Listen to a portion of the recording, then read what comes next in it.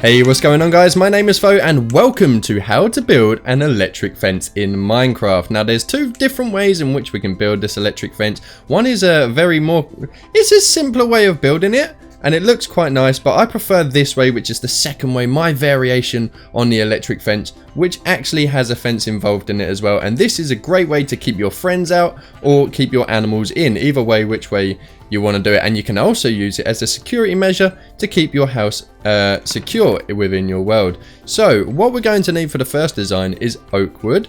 We're also going to need a dispenser, some redstone, a tripwire hook. Also we're going to need some end rod, and we're going to need some string. So 6 items is what we're going to be starting with. Now I have placed out on the floor the areas in which we're going to begin. So we're going to dig down 2 trenches on either side, just like this. Now there's going to be 2 blocks deep for 3 of them and 1 on the very outside. Now we're going to copy this but in reverse on the opposite side so that the build is symmetrical. Now the very next step, we're going to place redstone on the raised piece of ground in the trough. And the step after that will be to place the dispenser facing inwards, not looking upwards, guys. That's quite important that we actually place these dispensers facing inwards towards the 2 blocks in the center. Now that that's done, we're going to place our oak wood on top of the redstone, just 2 blocks simply to place down the posts of the fence, and that, believe it or not, is almost complete already. Now the very next step in which we're going to do is fill up these dispensers full of splash potions of harming. Now not any other potions, guys. Make sure that you place these ones to give them a nice effect. You could place potions of poisoning, but that's more likely going to linger and it's going to make them hurt a little while longer. I guess you could place potions of harming which are splash and they last a little bit longer, and then your friend would not be coming back anytime soon. So we're going to fill up these dispensers to the brim as much as we can with splash potions of harming. Now the very next step we're going to need to do is fill up this area just to make sure, not completely, guys. Now we do not want to fill these bottom areas, only the top area.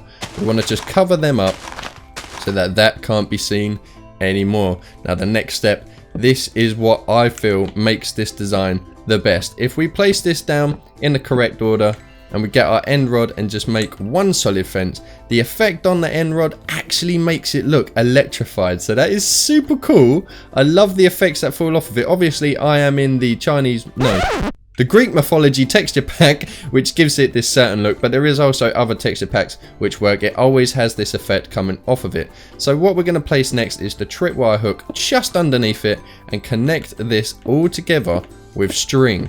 Now once you've done it, you'll hear the click, and that is the build complete. Now guys, it doesn't look like much and you can double it up to make it a higher fence if needs be. So that is the design I have on the other side.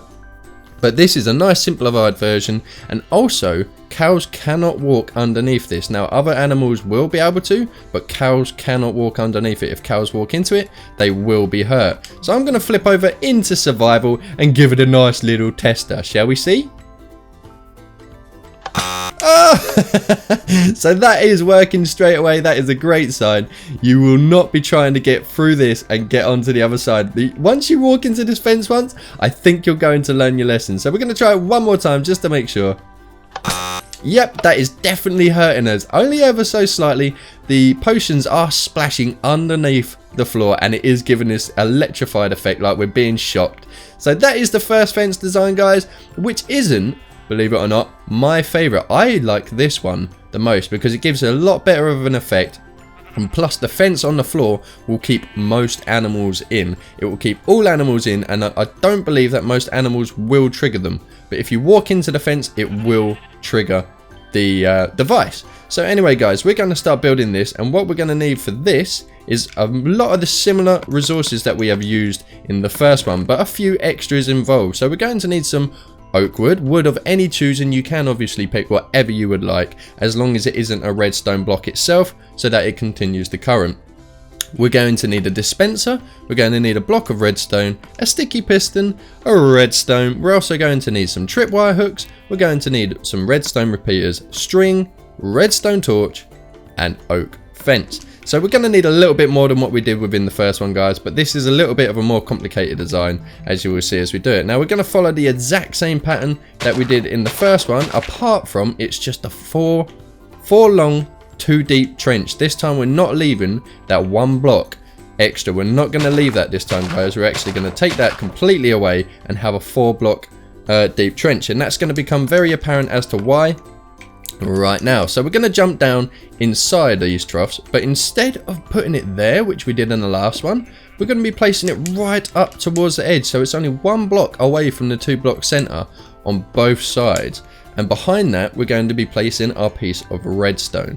So we only need 2 pieces of redstone in this entire build, guys. It is very simple, but this is a little bit of a more complex design. So the very next step on top of this now is we're going to need our wood, our sticky piston, and our block of redstone. Now what we want to do is build our poles here on each side, just above the ending to each trough.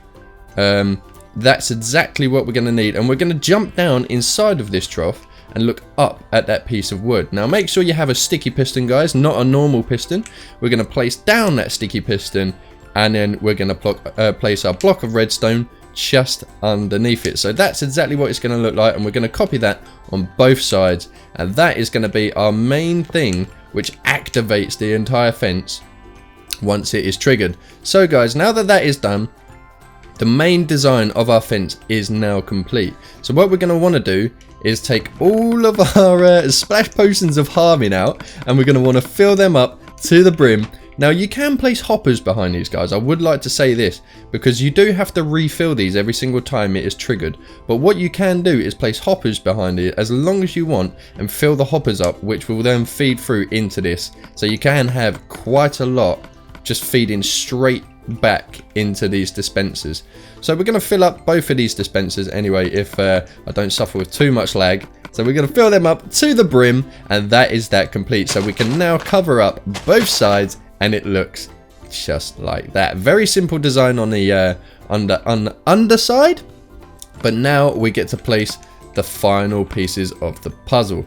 Now we're not going to need our end rod for this design. It's a very simple design. We are going to need our oak fence next. So we're going to place our oak fence down straight in between these 2 poles, and that is going to be keeping all animals in. There will be nothing escaping through these gaps, unlike this one, which can only really keep cows in. You can put crops on that other side, but if you want an animal one, this one will be great for that. So anyway, guys, we're going to place our redstone torches on the outside of these blocks. Now I want to show you guys why I'm placing these towards the end, because I feel this adds a lot to the design itself, especially at night time. Is a very, very cool design. So if I place down this tripwire hook just on the inside of this fence, and then we'll get our string at the ready and connect it all together. This will be our final steps yet again, guys. Just going to place it on top of the fence, and there's the click. Everything is connected, and that's how we know it is connected. So without further ado, guys, it's worth the testing. So we're going to flip over into survival, and we're going to walk straight up to it. Hopefully it don't hurt us too much. And it's definitely working, which is great. This is an amazing design. I love this design. We can also, if you're building a secure house within Minecraft, you can use this just for that, because it's not something that many people use, and it's quite a clever idea, especially if you are building in adventure mode, or you are building an adventure map and you have adventure mode. No one can break these blocks. So it is just a warning, like, do not go beyond here. So we did just see that, guys. If you walk into the fence at the right sort of time, these redstone torches will turn off, and at night time it will actually fade the light. Well, it's not going to look that very good on that end, but this end, there we go. See, the light slowly fades. So if you're looking outside of your window and you're seeing your lights flashing outside of your house, and you've got your entire house surrounded by this fence, you're going to see the lights flashing on and off, and you're going to be like, oop, someone walked into my electric fence. I love that extra little thing. I think it's just a great extra like indicator. You can also, if you wish, to place a redstone lamp on top. I believe that this may stay on. I'm not 100% sure. No, it's off. This could also be a great indicator as to when the fence is being activated. That is amazing. I didn't really think to put that extra thing, because it didn't look very nice as a fence, because you don't usually get lights on the fence. But I thought these little redstone things reminded me a little bit of the electric fences in Jurassic Park, where they had the red lights on it as well. So when they're activated, we get the shock. So guys, this has been the electric fence, and this is the 2 different designs in which I've come up with for it. Hopefully you guys did enjoy it. If you did, do feel free to leave a like. It will be absolutely amazing, and it shows your support for any future tutorials that I wish to do as well. So thank you all for watching, and hopefully it hasn't been too shocking for you guys.